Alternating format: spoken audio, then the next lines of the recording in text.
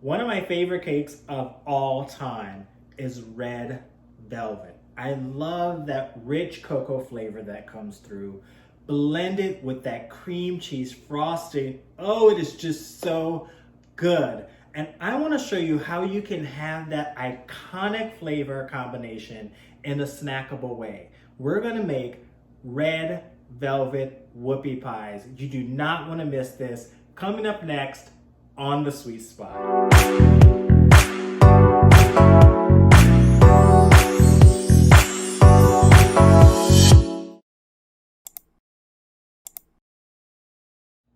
First step to making the whoopie pies is to take your dry ingredients. So I have my flour here. I'm going to add my cocoa powder, my baking soda, and my salt. And we're just going to take the whisk here and whisk all of that together. All right, my dry ingredients are all combined. We're going to set that aside because we're going to use that a little bit later. Now we have to move to our mixer. You can use a handheld mixer or a stand mixer. I just like a stand mixer because it keeps my hands free. The first thing you're going to add to your stand mixer is your butter. So you're going to take a half a cup of butter and put that right into your mixer. You can do this one or two ways. I like to pre-cream my butter before adding my sugar. You can add your butter and go right into your sugar, but I'm going to mix this for about 30 seconds on medium just to get it nice and smooth. So my butter's all nice and smooth. I'm going to start adding in my sugar. So I'm going to add in my brown sugar and my granulated sugar. Once again, I'm going to mix this on medium until my butter and my sugar are all creamed together. So now that my butter and sugar are creamed together, I'm going to scrape down the sides of the bowl just a little bit. Because this batter, it's not a big cake batter, it's just a little batter. You're not going to be doing much scraping because the ingredients tend to come together. So I'm going to add in my egg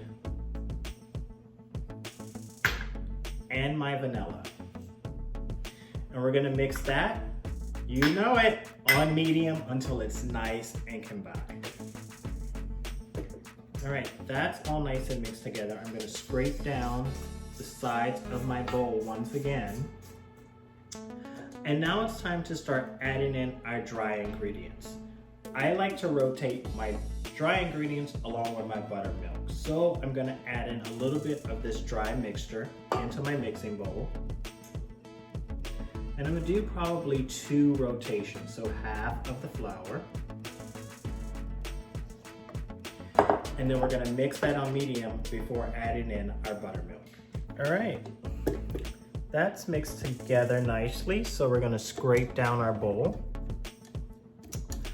And now I'm gonna add in, let me scrape the sides before I add that in, make sure it's nice and combined.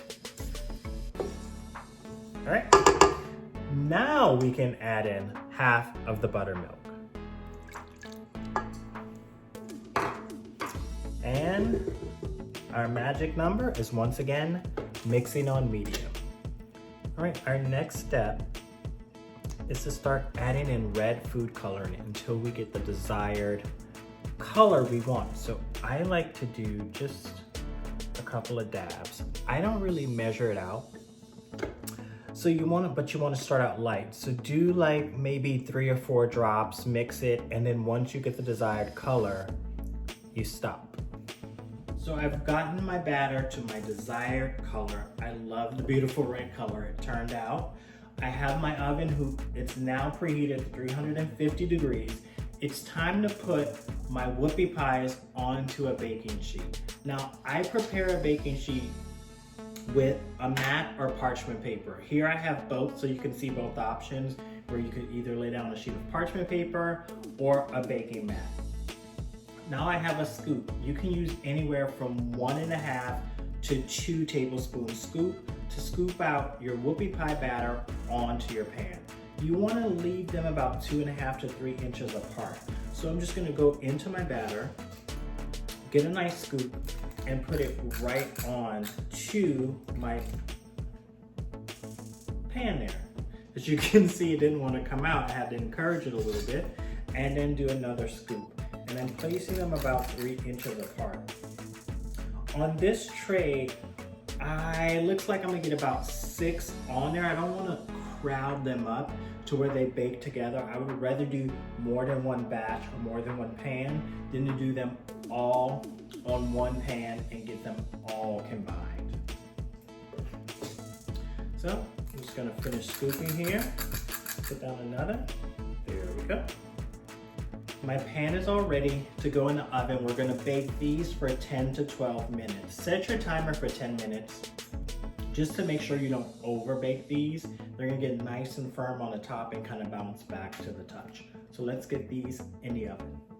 So my red velvet whoopie pies are done. Well, they're not quite whoopie pies yet. We need the filling, but my outer shell, cake shells are done. So they're over here nice and cool. Let's make the cream cheese filling to go inside of those little babies. So we're gonna take our cream cheese, add that to a mixer, along with our butter. You're gonna cream your cream cheese and butter together. So just add them both in. And then, as you all know, the magic word is medium. We're gonna blend that on medium until it's nice and smooth. All right, that's done. I often let my cream cheese and my butter go a little bit longer than if it was just a standard buttercream with butter, because I want that butter and cream cheese to smooth out together. You don't want any lumps of butter or any lumps of cream cheese, and I find just giving it a little extra time to cream out really helps it combine. So it's nice and smooth. I have a cream cheese butter, if you will, here. And I'm just gonna scrape it off my paddle and down into the bowl. And now it's time to add our confectioner sugar. Because unlike buttercream, there's not a ton of confectioner sugar inside of this filling. So I'm gonna add all of my confectioner sugar at one time. Right, and we're gonna blend that on medium as well. All right, my last step is to add in my vanilla extract.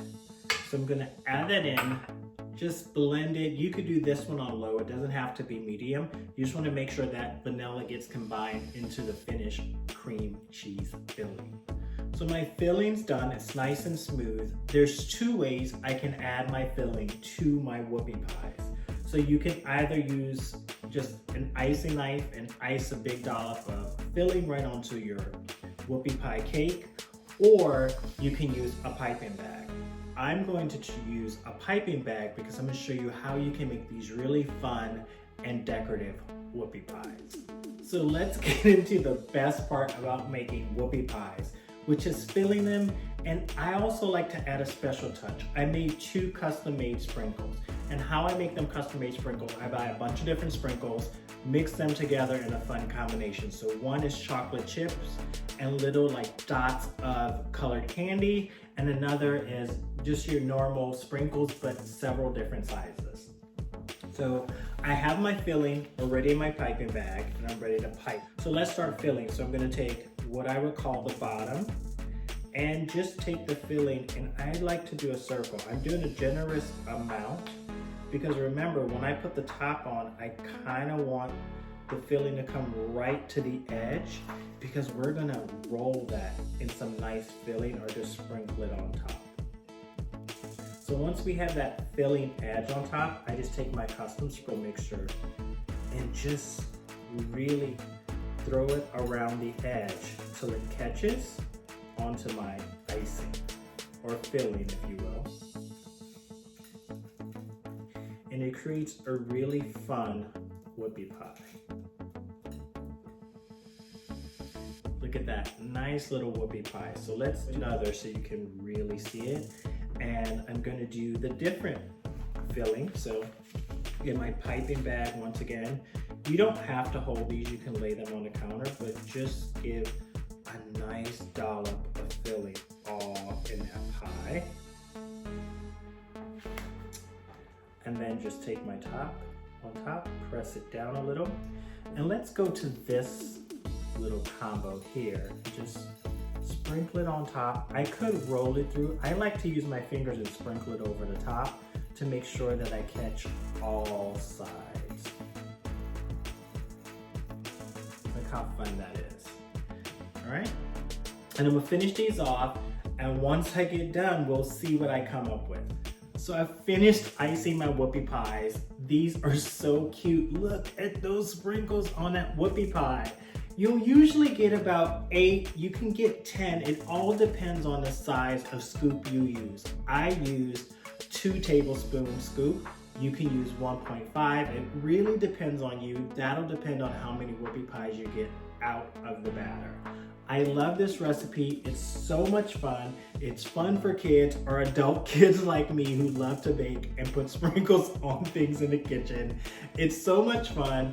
It's a very easy recipe like most of the things I bring to you. If you like this recipe, please hit like, subscribe, tell your friends, come back and see me because I have more recipes coming your way right here on The Sweet Spot.